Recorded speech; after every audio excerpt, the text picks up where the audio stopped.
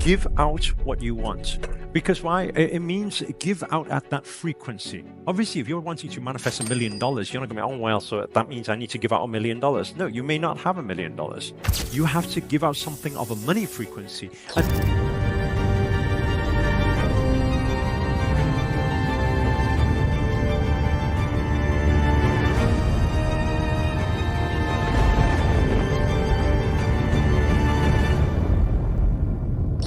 I don't know if you guys have ever studied rich people before, wealthy people before, or what? Has anybody read the book Think and Grow Rich? Has anybody ever read that book before? If you read books like that, or you like Robert Kiyosaki, Rich Dad Poor Dad, has anybody ever heard of that book before? Right? If you ever see books like that and they talk about rich people, what you see is they say that Robert Kiyosaki talks about this a lot. He says that what broke people usually save money. And probably it comes from all the conditioning we've had, because it's like, yeah, save money for a rainy day, right? Have you heard that before? Save the pennies for a rainy day. How many of you heard that? Right? And then guess what happens? The rainy day comes and what you got? A shitload of pennies. So like, it's not really going to help you. You save pennies for the rainy day. At the rainy day, you only have pennies. So saving is not the way. And you'll find, if you look at Think and Grow Rich, or you look at anything to do with any rich people, anything, you'll realize the key thing they are good at doing is they are willing to invest. I want everyone to write that down. They are willing to invest. And the most important thing is they are willing to invest even when they don't have. That I want you to write down. They are willing to invest even if they don't have. They will find a way to invest. That's how they get the flow going. And quite interestingly, when I was, you've probably seen on my story reel yesterday, when I was 21, I actually took out a £450,000 loan, about $500,000 loan, to open my first restaurant business.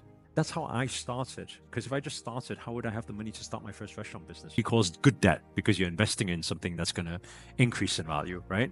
That's going to bring you some income. So what I didn't realize back then was the spiritual part of it. Because I didn't understand energy then. But now I realize that the frequency I am connecting to is money. What I'm putting out is money. So that's what I'm sowing. What I received as an outcome is money. I want to let you guys in another secret as well, right? When I first started on YouTube, by the way, I haven't been on YouTube that long. Right? These 2 million subscribers, they came just in the last 5-6 years. So I only started in 2018. I say not that long is because I had friends that started 10 years before me, right? I was like way after. When I first started on YouTube, obviously I had no following. And so when I had no following, I was like, okay, so how do I build a YouTube channel? And back then I already knew this very simple thing, because I had used it for many years already. Give what you want. So very interesting. When I first started, I was like, okay, people talked about collaborations. They said that if you get collaborations, you will be able to build much faster on YouTube. And so what I used to do is I used to reach out to influencers who had, to me back then, 5,000 subscribers was huge, right? 10,000 subscribers was huge. 15,000 was like, whoa. 30,000 was like, whoa. So I didn't even dare reach out to the 100K people, because I was like, that's way too big, you know? They were never going to deal with me. So I used to reach out to a lot of 5K, 10K, 15K subscriber people. And I say, hey, would you like to collaborate to like make some videos together? Because I thought then I can leverage and then build my brand, you know? And guess what? All of their answers was, no. Why? Well, it's quite simple, really, because I had a starting channel with 500 subscribers. Why did they want to work with me? But very interesting thing happened, because I made a few videos and it started getting some traction. Within 5 months, I got my first 100,000 subscribers. Now, the interesting thing with my 100,000 subscribers, although it was relatively small in comparison to the million subscriber people, what I started to do was I started reaching out to a lot of smaller channels than mine, because the bigger channels didn't want to work with me. So along the way, I was working with smaller channels, and I was saying, if you look back when I was in 2018, you'll see me pushing a lot of 1,000 subscriber channels, 10,000 subscriber channels, 5,000, even 500 subscriber channels. I was recommending them. And I said, yeah, let's collaborate. I'll help you. I'll help you build your channel. I'll help you build your channel. I'll help you build your channel. I'll help you build your channel. And they were like, what? You've got so many more subscribers than me. Why are you collaborating with me? But inside, my whole ethos was very simple. if I give out what I want, I'm going to get a lot more of it because it's all being accounted for. And that was my belief. And because that was my belief, what happened? It then popped off to 1 million. It then popped off to 2 million. That's why even till today, you probably seen me recommend someone's channel before, right? Where did anybody who's following Life by Lucy on YouTube, very big manifestation channel, right? She's our student. She came through the same 5-day manifestation challenge, went through Super Creators program, went through Manifesting Miracles, went through all our programs. She came from there. We collaborated. If you've seen Tina Reads You, tarot card reading, you see a lot of the big channels out there right now, they came through all of this and I was supporting that. And the interesting thing is I realize I give, I get back. And it's not, it doesn't have to be from the same people, by the way, because it's all being accounted for. Is anybody understanding what I'm saying here? It doesn't require you to account for it. There's a bigger energy that accounts for all vibrations that is going out every day.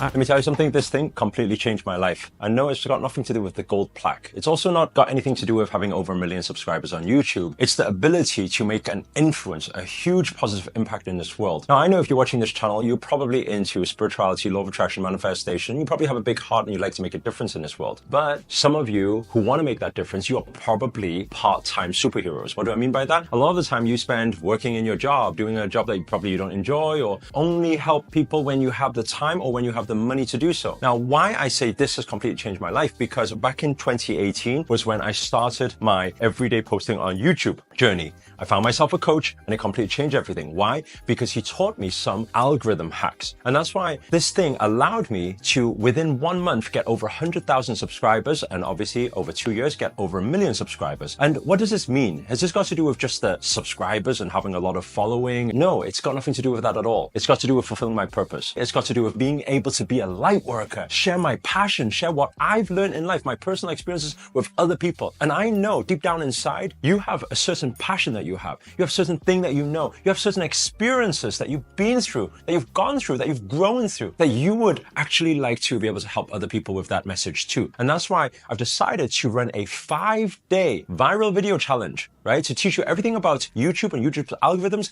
how to create content. Even if you are somebody who's, I'm not confident, I'm not a good speaker, I'm too shy to be on camera. I'm going to also teach you, without showing your face, without using voice, how you can still do it too. And the best thing of all, you can get paid doing it. And I'm telling you, this is without selling any product, without selling any service. YouTube has paid me over $1 million just because I get to do what I love. I get to travel the world. I get to inspire other people. I get to share my message with the world. And I love for you guys to be able to do that too. So if I can pass the message on to you guys, I'm giving it away for free right now. Around this video, there'll be a link. Click on the link, enroll now. And by the way, spaces are extremely limited because Zoom call only allows 1,000 people per Zoom call. So make sure to do that fast. And I'll see you guys on the other side. And hopefully one day we can all hold this thing up, brag about it, be all amazing about it. Actually, it's not about that. We can all at least come together to make the world a better place. Thank you guys so much. See you guys on the challenge. I want to ask you if you've ever had or ever heard of or seen a situation like this before. Two people, they meet each other for the first time. They go on maybe a date. Then what happens is one of them, they say something like, I love you. And bear in mind, they only met not like yesterday or something. And then how does the other person sometimes react? Kind of like, yeah, okay, yeah, yeah, bye, okay, speak later, yeah. How many of you know what I'm talking about? And then if you were to speak to that person who could not say those words, I love you.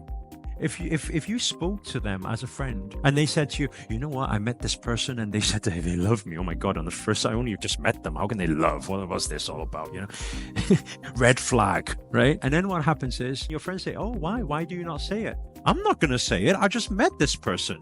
I can't see, you got these big words, this big, a lot of love, you know, and I don't know. I don't know what they are. I can't give right now. I don't know them. So do you know what people usually do at the beginning of a relationship? They conserve their love or they conserve their commitment. Come on, tell me, how many of you ever had that feeling before? Just raise your hand. You conserve just a little bit. Let's just hold back just a little bit. Come on. We can't give all. Come on. We can't give all. We can't give this relationship our all. We only barely know this person. So you give a little bit. As a result, what happens is, as time passes by, 1 week passed by, 2 weeks passed by, it's the same situation, you know, 2 weeks on, they're still telling you they love you, and you're kind of like, I don't know, not yet, okay? I need some time for this. And then what happens is, they have this conversation with you. I don't think we're right for each other. They leave. And what do? You go to your friends. You see, I'm so glad I didn't waste my... So you start having this conversation, right? But then my question really is this: was it always going to be that way? Or if you just for one moment, can you just do this one moment? Put yourself into the expressive person's shoes for one moment. And imagine you are just very expressive. That's just your nature. And you're kind to everybody. You give your all. Whoever you meet, you just, yeah, I'll do this for you. Yeah, I'll help you. Yeah, I love you. Yes, you're so amazing. You're beautiful. Imagine you're just that person. And you mean it. You mean what you say. You mean it. Maybe, you never know. If you were daring enough to invest more into it, maybe the outcome would be different. But because let me try a bit first. Let me see what happens. Because let me ask you one question. When a person decides to, let me test a bit first. Right? There's only two types of vibrations we can have in this situation. Is it abundance and trust vibration, or is it lack and fear vibration?